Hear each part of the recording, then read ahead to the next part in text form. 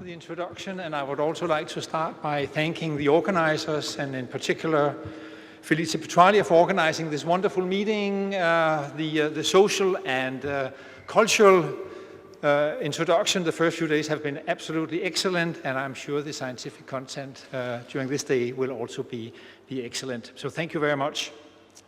It's of course a special honor to be here for this symposium. You all heard about Wiley Vale.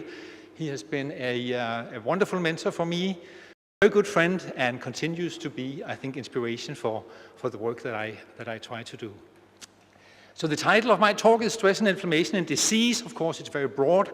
I would like to focus, just like Mark Montmedy did in the previous lecture, on the effect of inflammation on diabetes and glucose metabolism in particular.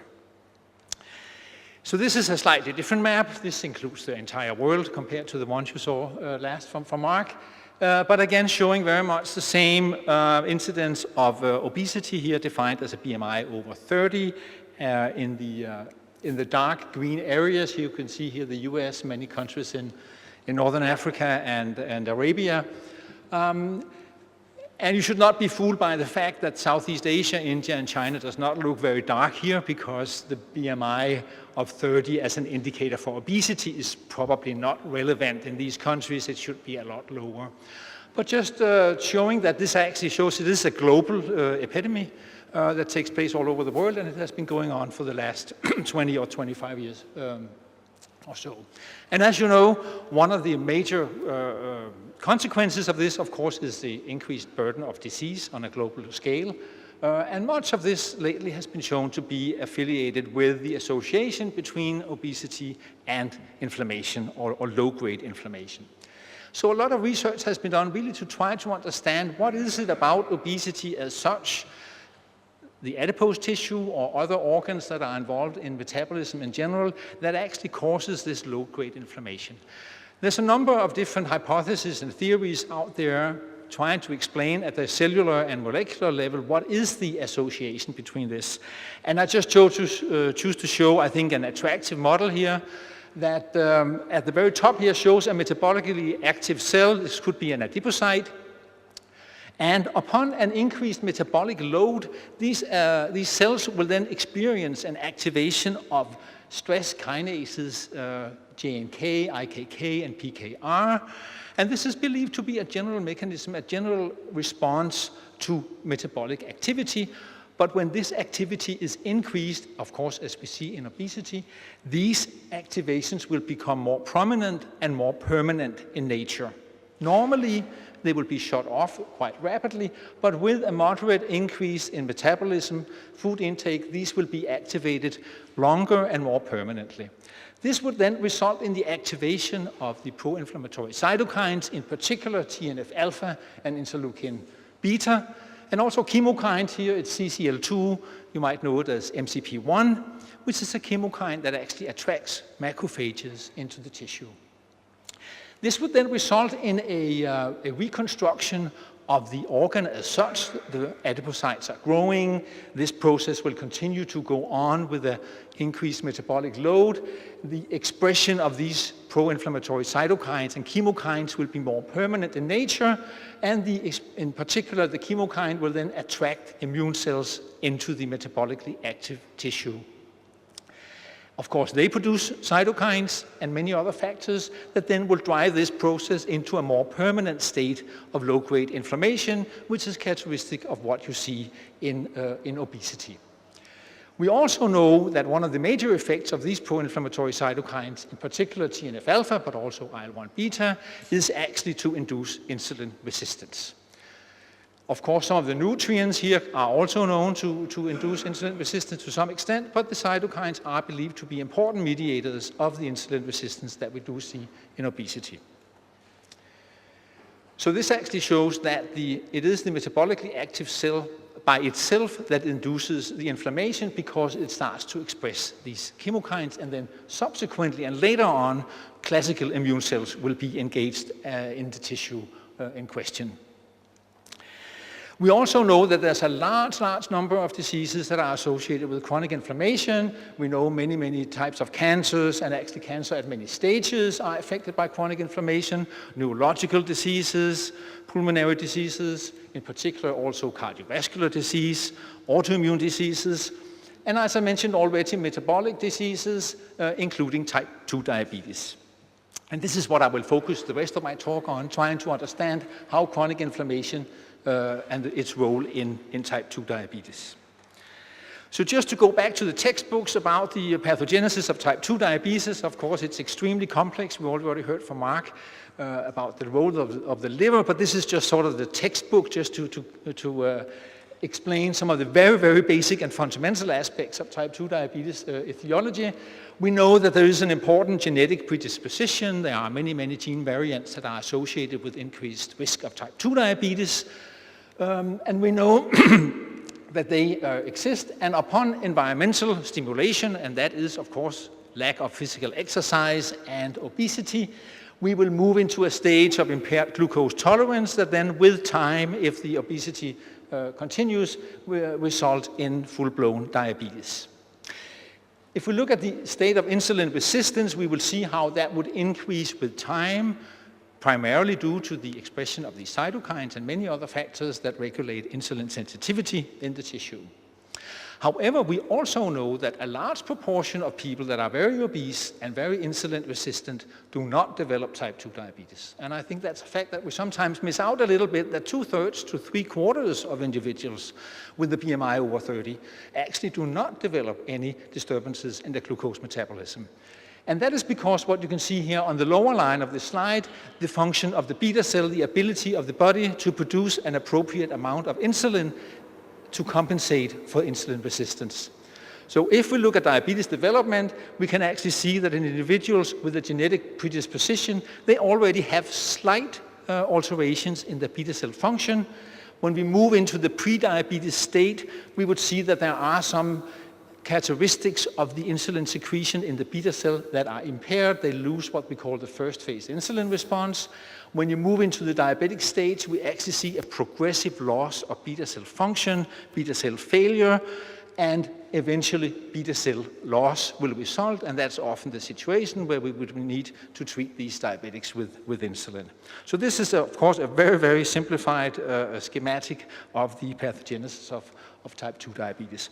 So I would like to focus on the beta cell because we think that is a very important cell type in the development of type 2 diabetes, of course. And we even say that diabetes is a beta cell disease. We of course know it also is very dependent on the insulin sensitivity in peripheral tissues. But just this small cartoon to try to illustrate what the hypothesis that we work from. So in a normal individual, you have a certain number or an activity of beta cells that are sufficient to maintain a normal glucose metabolism.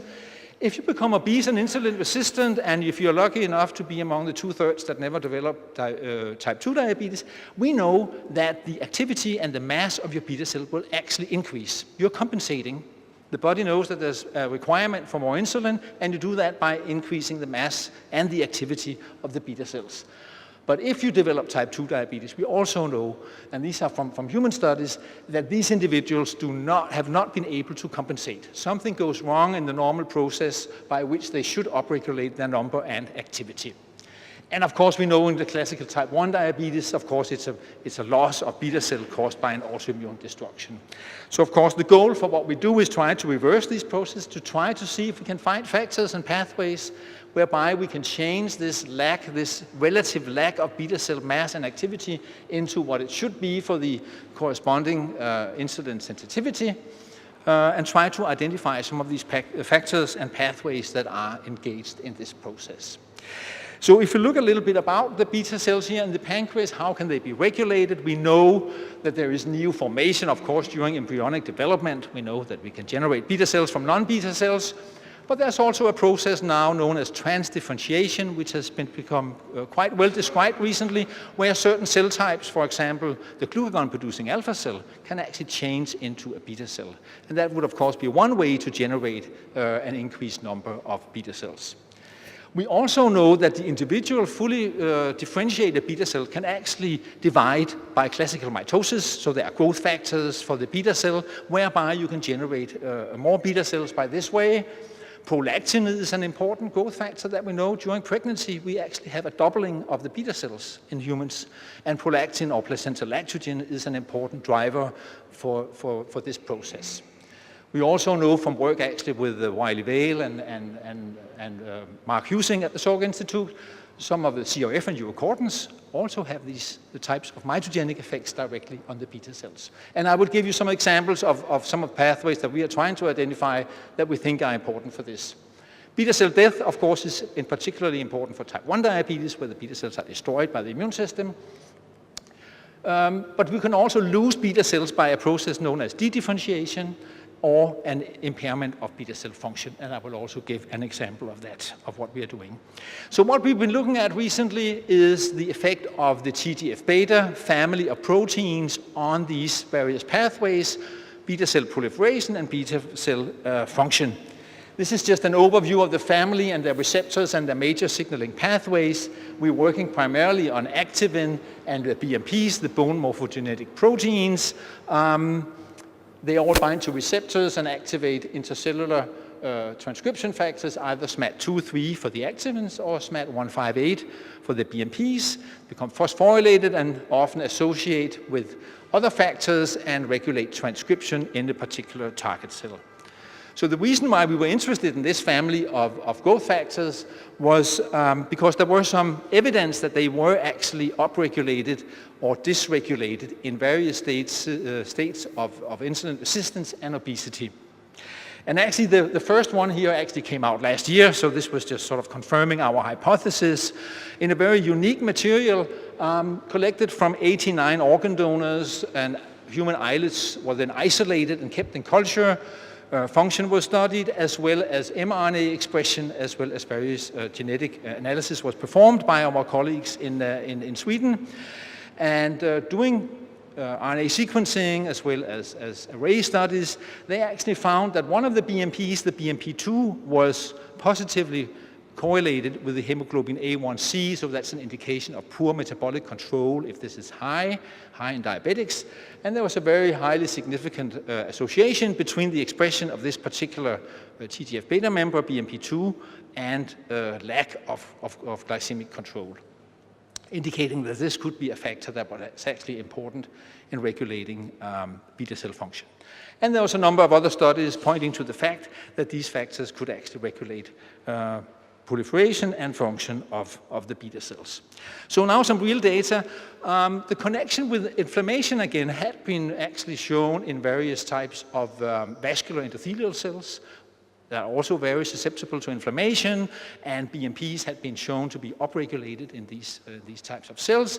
And what we looked at here is in vitro studies where we culture the islets. These are from rats, these are from humans, and then we just measure the mRNA for the BMP2s in response to pro-inflammatory cytokines like IL-1 beta or interferon gamma or a mixture of the two. And what you can see here is really that BMP2 is a nice target. It's significantly upregulated after 24 hours of stimulation with interleukin, whereas the BMP4, a close family member to BMP2, is not really regulated at all. So there's some specificity to this. If we look in human islets, we see a similar response. BMP2 is upregulated by pro-inflammatory cytokines.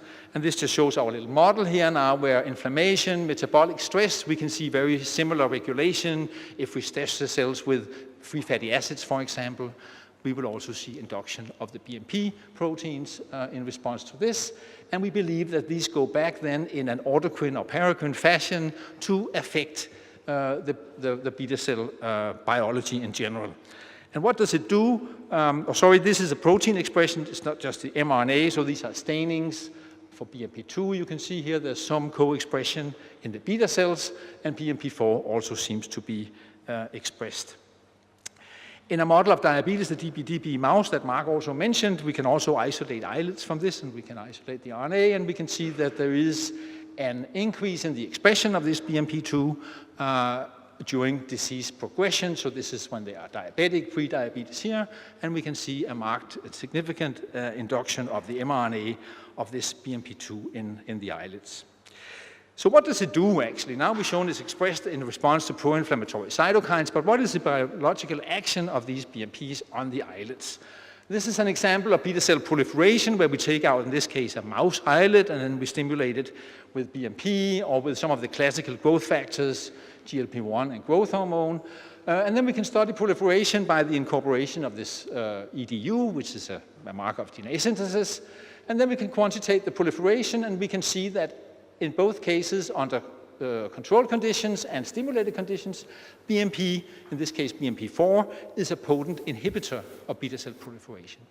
So it's increased by cytokines, and the effect of the hormone, of the factor, is to inhibit proliferation. So that kind of fits with the whole hypothesis of this could it be a mediator of poor beta cell function in response to inflammation. Interestingly, since we've shown that the BMPs are expressed in the beta cells, what happens if we try to neutralize the BMP that is produced in the beta cells? And for that, we used a molecule that was actually produced by Acceleron Pharma, the second company that Wiley Vale was a co-founder of in Boston, who produces these these fusion proteins that consist of the extracellular domain of various TGF-beta family receptors fused to the Fc part from IgG. So these are actually potential therapeutic proteins that can be used to neutralize the effect of various TGF-beta families.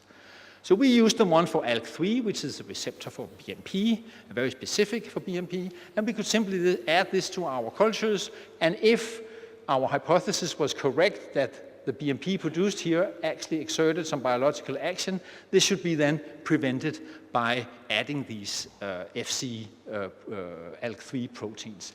And indeed, when we look at proliferation, by just adding the ALK3 Fc, we actually get increased proliferation. So there is a basic tone of BMP activity that we can prevent with this factor and stimulate proliferation, both under basal and stimulated conditions. Here are some gels again showing the pathway by which BMP works. It's phosphorylation of these SMAD proteins. You can see here with the staining after stimulation with BMP, we get increased phosphorylation of the BMPs. But if we add ALK, we can actually see that even the slow basal activation that we see here under controlled condition is further decreased when we block the activity of the BMPs, again indicating there is a tonic activity of these BMPs in the normal beta cells under normal conditions. And again, this is from mouse islets now. If we inhibit this, we can stimulate proliferation in a specific manner. ALK3 and 6 are both BMP receptors, and this is just a controlled fusion protein that does not affect this. So much for replication. Now we can add a negative factor to the list of factors that regulate beta cell function, and we believe this is associated with inflammation in the pancreas. Now a little bit about function, because we also believe that these factors can actually influence the function of the beta cell. So these are some functional studies where we just measure insulin release, in this case to human islets that have been exposed either under controlled conditions, we add the BMP, or we neutralize the endogenous BMP that is produced, and then we do a perifusion, we stimulate with glucose, or we stimulate with glucose plus phospholin, which further enhances secretion. And what you can see here is actually a nice, very potent effect of the BMPs to inhibit release of insulin. And if we inhibit the endogenous BMP, we actually get an enhancement of function. So again, this shows there's a tonic activity of the BMPs in the islets, and we can further decrease activity by adding it, or we can neutralize and enhance function by neutralizing the BMP effect. So again, the cytokines will produce BMP4 that would feed back either in an autocrine or paracrine manner, and that would actually affect beta cell secretion. This is a time-dependent effect. It takes time. We know that transcription is required in order to see this effect. It takes 48 hours here, or 24 in some cases, to really see the effect of the BMPs here at high glucose and high glucose plus phospholin. And the insulin content, interestingly, is not affected. So it's not just because the cells are not producing insulin, it is actually a secretory response that is affected. We studied this together with our colleagues in Sorry, this is now the effect of interleukin-1. Before we just added the BMPs. Now what about cytokines? What about if we add IL-1 now rather than adding IL-1? And we can again see by adding IL-1 here in red, we get a reduction in glucose-stimulated insulin release. If we now add the ALK3 fusion protein that inhibits, we get the response back. So it's not only BMPs, it's actually also pro-inflammatory cytokines that affect the function of the beta cell that can be neutralized by BMP neutralizing agents. What about the mechanism? We started some patch clamping here. As you know, this is the pathway by which glucose is recognized by the beta cell and translated into a calcium response that would then stimulate the fusion of the granules with the membrane and the release of insulin when glucose is high. We can measure this in terms of electrophysiology. We can measure capacitance. The fusion of the secretory granules with the membranes will cause an increase in capacitance, and that can be measured. And if the cells have been stimulated with BMP, this is reduced, so there's less exocytosis going on, corresponding very nicely to the effects on insulin release. And this is mediated through an effect on calcium channels. Again, this shows the curve for the BMP-stimulated islets, and this is for the controls. So we actually get less calcium channel activation when the cells have been stimulated with BMP. So what types of genes are then responsible for this? We don't know yet, but this is a list of some of the genes that are regulated in response to BMPs. So we have some very important factors here that are actually inhibitory transcription factors that inhibit activity of basic helix loop helix proteins and transcription factors. The top part here are genes that are important feedback mechanisms in the BMP pathway. But of course the list is much longer, and we still don't have a clear answer to exactly what genes are responsible for these types of effects that we see. So I can sum up now, I think the time is over, saying that we think that metabolic stress, free fatty acids, high glucose, reactive oxygen species, inflammation, in particular cytokines, we know go in and affect the expression of certain genes, one of them being BMP2. It is released from the cells. We can neutralize it with these fusion proteins. If it's allowed to work, it would go back and affect and actually inhibit transcription of many genes that are important for beta cell identity. I mentioned MAFA, PAX4 here, which are known to be important, and also in long-term experiments, the insulin gene itself, and that would then affect the very important effect of glucose-stimulated insulin release, and also the ability of the beta cells to proliferate to compensate the process that we know takes place during beta cell compensation in response to insulin resistance.